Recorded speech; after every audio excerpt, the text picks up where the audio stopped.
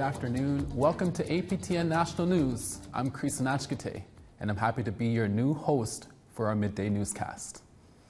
We begin in Winnipeg, where the Indigenous Identity Fraud Summit is now on its second and final day. It's a gathering for Indigenous leaders to talk about how false Indigenous identities have been impacting their communities and what can be done to change it. APTN's Sav Jonza has more. A video highlighting infamous Pretendians greets you just before entering the Indigenous Identity Fraud Summit in Winnipeg. Names like Buffy St. Marie, Grey Owl, and Joseph Boyden bring light to how many generations the issue spans and the level of prestige they were granted while living a lie. Because these people are after our rights, they're after our resources, and they're after an opportunity to take from us what we have suffered and waited for so long to get to. Co-hosted by both the Manitoba Métis Federation and the Chiefs of Ontario, the rampant issue of people pretending to be Indigenous brought together some First Nations, Inuit, and Métis leaders from across the country to the closed two-day event in Winnipeg. Mi'kmaq lawyer Pam Palmater spoke about how widespread the issue is. We have hundreds of cases in the Maritimes where they're like, do you ever watch Jurassic Park and the raptors keep testing the fences to see where the weakness is? Yeah, and one eventually gets out, or a few of them. Well, that's what Pretendians are doing. She says individuals and groups claiming one First Nations ancestor from hundreds of years ago does not make someone Indigenous today.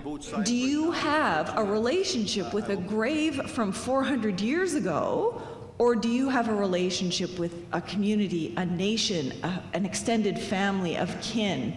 And I think that makes the difference. And it's not just individual cases of politicians and celebrities looking for clout. Manitoba Métis Federation President David Chartrand says it's nations and organizations wrongfully claiming land, hunting rights, and financial resources in the modern age. You look in this country, there's no nation, Indigenous nation in Canada, that has not bled for their rights, have not suffered for their rights, have not actually fought vigorously for their rights, and have a culture and history to protect. There is no First Nation, no Red River Métis that has not gone through that. People should simply ask the question to the Ontario Bill 53 legislation citizens, tell us your history. Where did you bleed? Where did you go into war? Where did you die? Where did you suffer? What did you go through to go what we've gone through to get where we are to protect ourselves? There was a large focus on the controversial Bill C-53, one that would recognize and give effect to treaties of certain Métis governments. Various First Nations leaders and the MMF have contested the inclusion of the Métis Nation of Ontario, or MNO, in the bill, who they say have a faulty citizenship process and claims areas not historic to the Métis Nation. Suffice it to say, the MNO was not invited to the summit.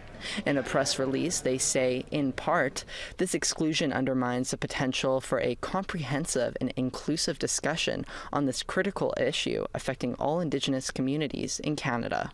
Sav Jonza, APTN National News, Winnipeg. Thank you, Sav. A graphic novel that's currently on a university bookstore shelf has outraged the Manitoba Métis Federation. As well, the Métis National Council says the novel is cultural appropriation, but a Halifax-area university professor disputes that characterization. Angel Moore reports. On the shelves of this university bookstore in Halifax is this graphic novel called Rocking Spurs, the Anti-Bullying Tour. The book is about Kalani Simone, an Innu Métis artist from northern Quebec. It tells the story of how Simone fights bullying on social media, especially because she identifies as Métis from Eastern Canada, as she explains to her friend in the novel. They claim that anyone identifying as Eastern Métis is a race shifter and doing it for benefits, tax evasion, and money. The novel was unveiled during this event at Dalhousie University back in March. It was the brainchild of history professor Lisa Binkley. Binkley says the project encouraged her students to discuss bullying and identity. We were discussing these ideas of Métis-ness or mixedness that are sort of prevalent in the media these days, and a lot of the misunderstandings. And I wanted to give students a class that really considered some of these ideas because, we're hearing the word Pretendian, we're hearing that the Eastern Métis are a myth. Cassidy Caron is the president of the Métis National Council. She disagrees and says there's no such thing as Eastern Métis communities. Our communities come from the historic Northwest.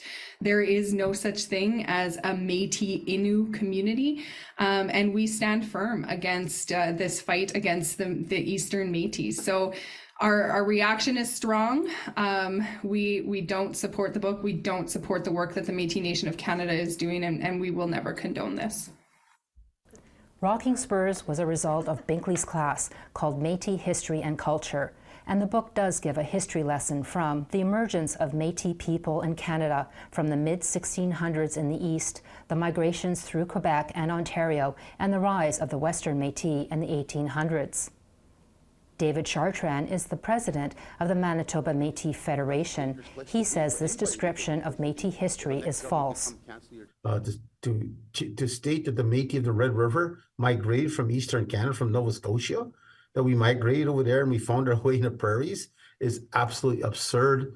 It's insulting, it's damaging, and it truly will hurt a lot of people. During the book's March unveiling, Binkley claimed copies of Rocking Spurs will be given to high school libraries across Canada. We'd like to also thank the Canadian Race Relations Foundation that generously supported its publication. We were able to hire a professional artist and print out 1,500 copies that are going to be, they're being delivered as we speak to all Canadian high schools for their library. However, Caron wants all the copies of Rocking Spurs recalled. It should be our Métis governments who are telling these stories. It should not be these false Indigenous bodies who claim to represent Métis continue to spread this misinformation. So we will be taking action and reaching out to the school boards that have accepted these books. The Toronto Catholic School Board District confirmed to APTN News Rocking Spurs was received and is currently under review by the Indigenous Education Department. And the Toronto District School Board did not reply by the time the story went to air. As well, Dalhousie University declined to comment on this story. Chartrand says that is problematic. But this also draws the question to Dalhousie. How serious is your procurement policy on the promise of assuring us as Indigenous leaders, Indigenous nations, as the Red River Métis of the West? How secure is your policies to ensure that you're not allowing this to happen again? Binkley, however, defends the message in the book. I think students need to learn how to talk about it, and they need to know how to understand the politics that are going on between the various Métis nations and those that are self-identifying as Eastern Métis or Métis when they're not part of one of the recognized groups in Canada. Angel Moore, APTN National News, Jabuktuk, also known as Halifax. Manitoba RCMP is continuing their investigation this week after a death of a teen girl. It happened in the Chemawawin Cree Nation in Manitoba, 450 kilometers north of Winnipeg. On Monday at 1:25 a.m., RCMP were called to a nursing station in Chemawawin, where a 14-year-old girl was suffering from serious injuries. She was pronounced dead when officers arrived on scene, and RCMP determined her death was a homicide. Later in the morning, a 19-year-old male, Kingsley Lachos, was charged with second-degree murder and failing to comply with a release order. Wildfires in British Columbia and the Northwest Territories has caused major internet outages for several communities during this past weekend. Despite the Yukon being so far away from the fires, that territory lost its internet service for a full 24 hours.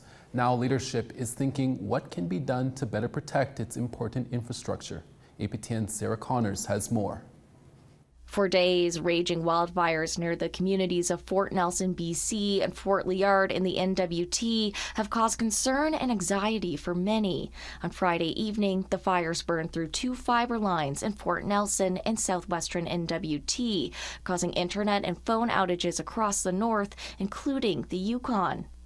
The territory's outage lasted about 24 hours and was restored Saturday evening. A perfect storm of situations happened for this major of an outage in northern Canada. Telecommunications operator Northwest Tel says it has geographically diverse fiber routes that come out of northern Canada, but both were impacted within a few hours of each other.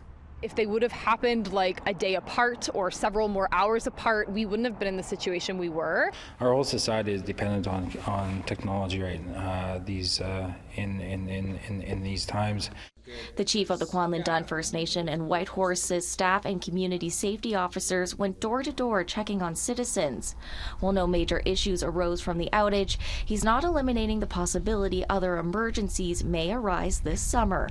He says the effects of climate change have created a new reality for northern communities, and it's time to be proactive.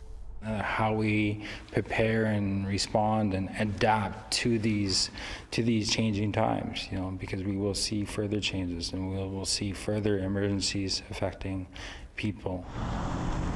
Northwest Tel says another outage like this weekend is unlikely to happen, but Yukon Government Emergency Coordination Center says it's important to be prepared in case another outage or emergency happens in the future. Because those wildfires still are burning around Highway 97 and up in the NWT, so it's certainly within the realm of possibility. Sarah Connors, APTN National News, Whitehorse. When we return, the Woodland Cree First Nation is gaining more support after a peaceful blockade was put up in its territory. We'll be right back.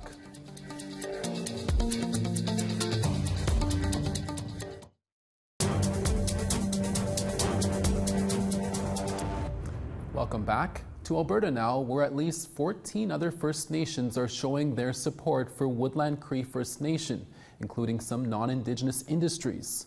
Talks between the First Nation and Obsidian Energy seem to have fell through after a recent Monday meeting at a hotel in Peace River. Woodland Cree First Nation Chief Isaac Labucon Avram and his council, along with Obsidian Energy President and CEO Stephen Lucas, were both seen walking out during their very brief meeting on Monday. In this video from reporter Brandy Morin with Ricochet Media, a councilman said there was no intent on Obsidian Energy's part to negotiate. In another video, Obsidian's CEO walked out the back door, only saying, "Rangers in 6." It's been more than a week since the Woodland Cree First Nation set up a traditional camp and blockade on an access road used by Obsidian Energy to one of its oil well sites. Woodland Cree leadership wants Obsidian Energy to come to the negotiating table. They want a fair share of the profits that Obsidian is making from drilling on their traditional territory. A court injunction was issued against Woodland Cree last week.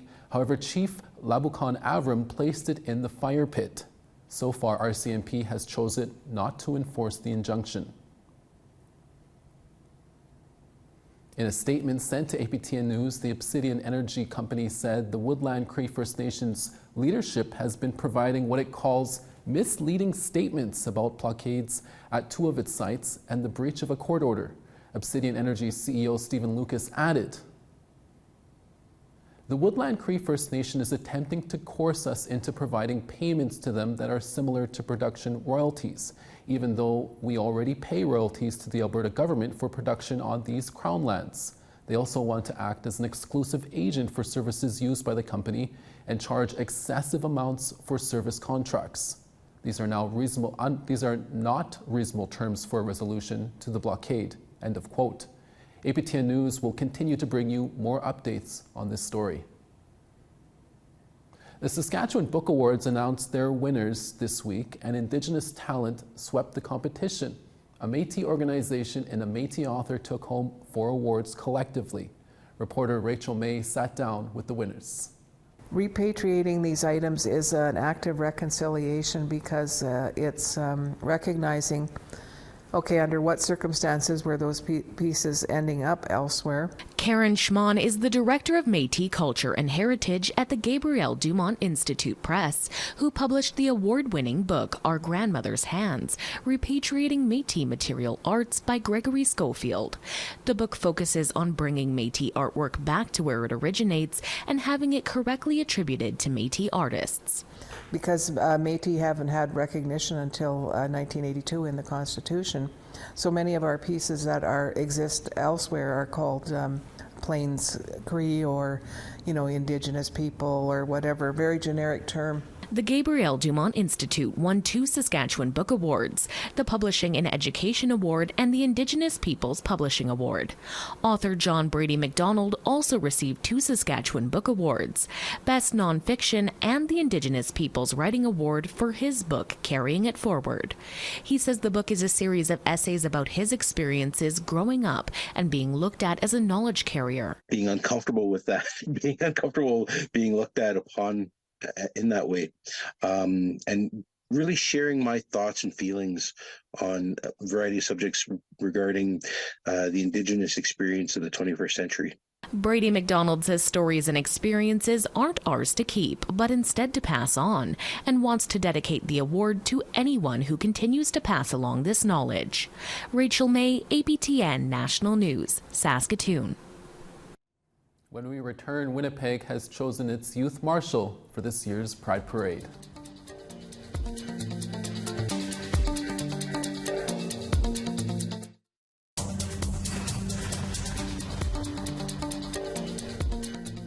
Over on the East Coast, St. John, sunny and 8, Charlottetown, 16. Newfoundland and Labrador, Nain, 1, and Nunavut, Inujuak, 0. In Quebec City, 14, Montreal, 16. Southern Ontario, North Bay, 12, Ottawa, 13. In Northern Ontario, Big Trout Lake, 7, Thunder Bay, 11. Northern Manitoba, Churchill, 2, God's Lake, 9 with sunny weather. Southern Manitoba, Barons River, 11, Princess Harbour, 11 as well. Saskatchewan, Saskatoon, 11, in Regina, 7 and a little bit of cloud. Uranium City, 6 plus, Larange, 12. In northern Alberta, Fort Chipewyan 7+, Fort McMurray 9 with a bit of cloud. Southern Alberta, Edmonton 12, Calgary 12 as well. In BC, Quesnel 9+, Kamloops 12. Northern BC, Dease Lake 2+, Smithers 7. In the Yukon, Rock River 6, Mayo 0. In the Northwest Territories, Wati 3+, Yellowknife 4 with a bit of cloud. Also in Colville Lake, 3+, and Sax Harbor, -2. And in Nunavut, Najuat, -6, Cambridge Bay, 0. Resolute, -6, and Arctic Bay, -4.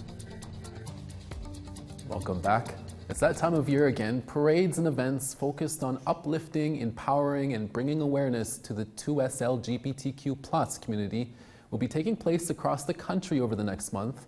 In Winnipeg, the youth marshal for this year's Pride Parade has been announced. 12-year-old Kristen Pruden will be representing the younger folks in the community. The proud, two-spirit, and neurodivergent girl is from the Mississipauwastik Cree Nation. She's also a powwow dancer and aims to make powwows and other cultural spaces accepting of everyone. She spoke with our Dennis Ward earlier. Kristen, welcome to you and Dad Ronnie here with us in studio. Thanks for being with us. Yes. Can you tell us what it means for you to be the youth marshal for Winnipeg's Pride Festival this year? I feel amazing.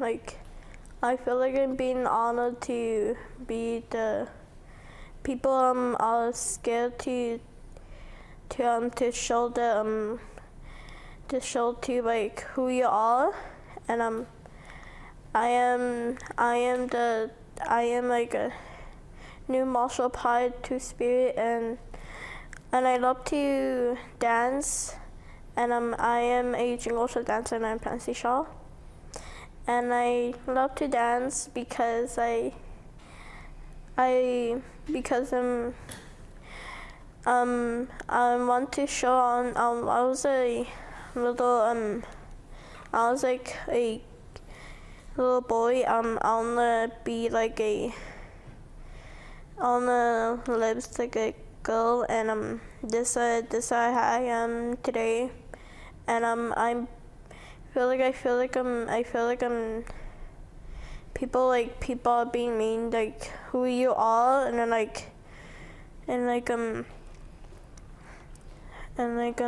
who you are, and who a girl wanna be like a boy, that's okay, and a boy wanna be like a girl, that's okay. and I want to, so I am a two-spirit person, and I love to dances at home, and I've been dancing since April 2023, and I've been dancing, and I am a fancy shawl dancing. I teach people how to dance and show them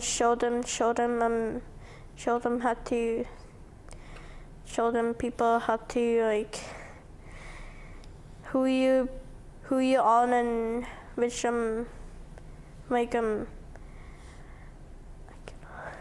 It must be a pretty exciting week for you then this week with Manitowabe going on as well.